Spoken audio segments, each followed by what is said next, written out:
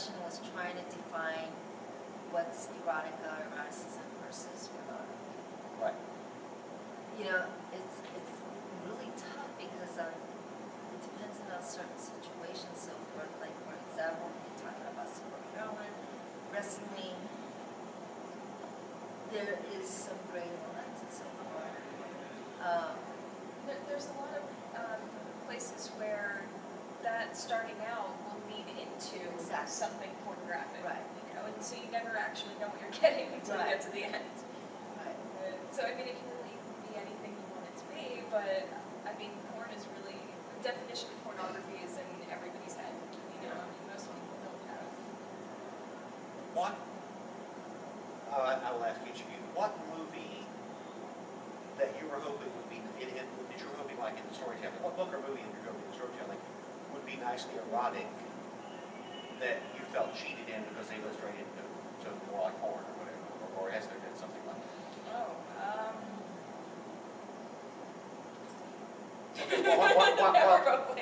While you two are pondering, while you two are pondering, I will say that I was very cheated by the movie Blade.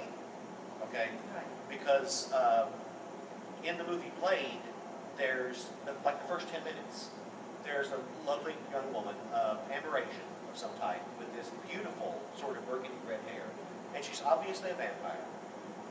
And she and another girl are leading this poor fool, you know, to his doom. I mean, you know this. yes. And she's just, you want to know more of her, you want to see more of her, you want her to be the lead female villain. They're making all these promises, and then Wesley Snipes appears as Blade, and you see a bunch of people killed, but you never see her killed. Yeah. But she's never seen again. This beautiful, forceful, Aberration vampire goddess just suddenly disappears, and in her place is this halfway decent male villain, but at his side is this wimpy blonde who has no personality, who just exists for no reason than to be on his shoulder. And I'm sitting there the whole film going, "You bastards!"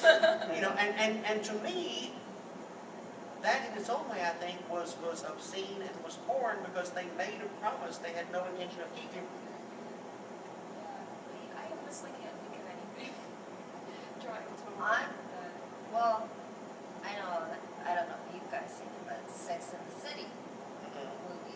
Yeah. There is a lot of nudity in there, but there was one point where I had to go back on my DVR and rewind it because there's a scene on the first Sex and the City. There's a scene where the guy is showering. You see that? They're showering and you see a glimpse of his penis. Oh, really? In the movie, and it's bring it up, try to look at it.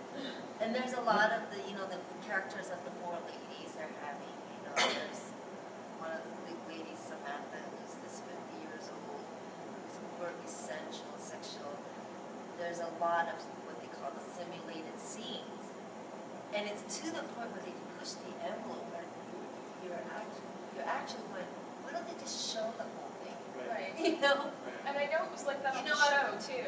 Yeah, I said, why don't you just show it? Because you really, literally, you're doing hardcore porn. Yeah, just without actually showing the penetration part. Right. And it's like all there, you know, you're showing two fully naked people and you can tell that they're fully nude. And I mean, I kind of found that out the hard way. I was watching the show with my father, and like some horrible sex scene came on, and I was like, wow, that's really graphic. Like, okay. And I just wasn't expecting it, and I didn't think that they really went that far in the show, and especially for the actresses that play the characters, Right. you know, they're pretty up there. To They're doing well-known, established actress, and you're Yeah. going, wow, they did that. It's actually porn, but it's not. But it's right? supposedly legitimized because it's got this plot Because with it, Hollywood's and- behind it, right. and it's... Yes, sir. Back Well, to no, you. this guy or? Me? Okay. Okay. Are there, speaking of this whole fantasy piece, I'm finding it fascinating. There's a new website, I think it's been around maybe a couple of years now, called Action Girls. Have you seen that website? I've seen it.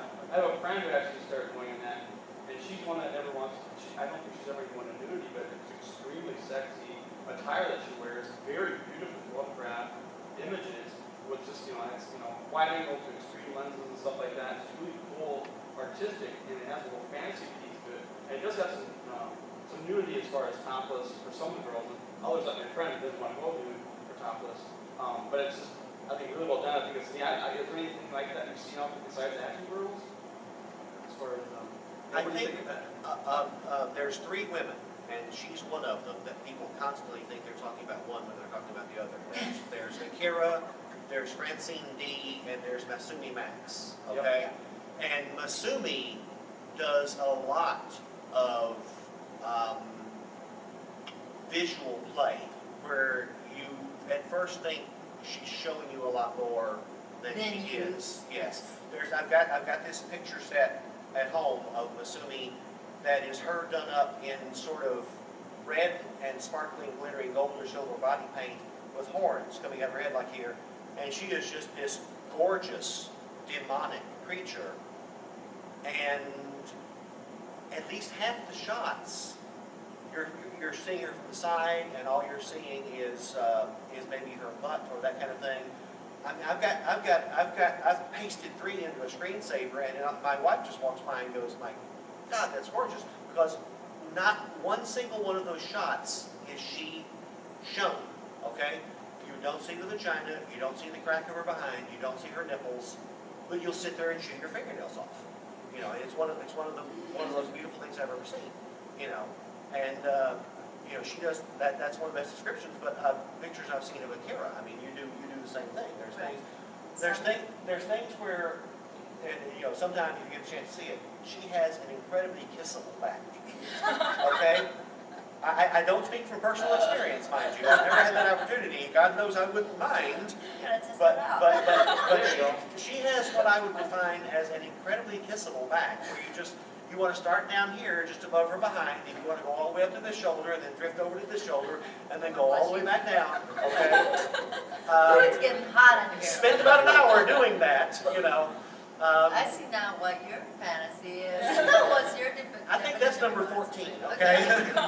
But my fantasy actually depends on the girl. Okay. If you've seen My Lovely Evil Wife, I can spend an hour kissing her legs. Okay. She's got marvelous legs. You have a lovely back, okay? And that's one of the things that makes the sensual play work for her, is that you're not seeing here or here or here, but she's turned just the right way, and you see the scoop of that back, and you're like, "Help me, mommy!" So would that be considered erotic, or because there's so much arousal, would that be considered porn?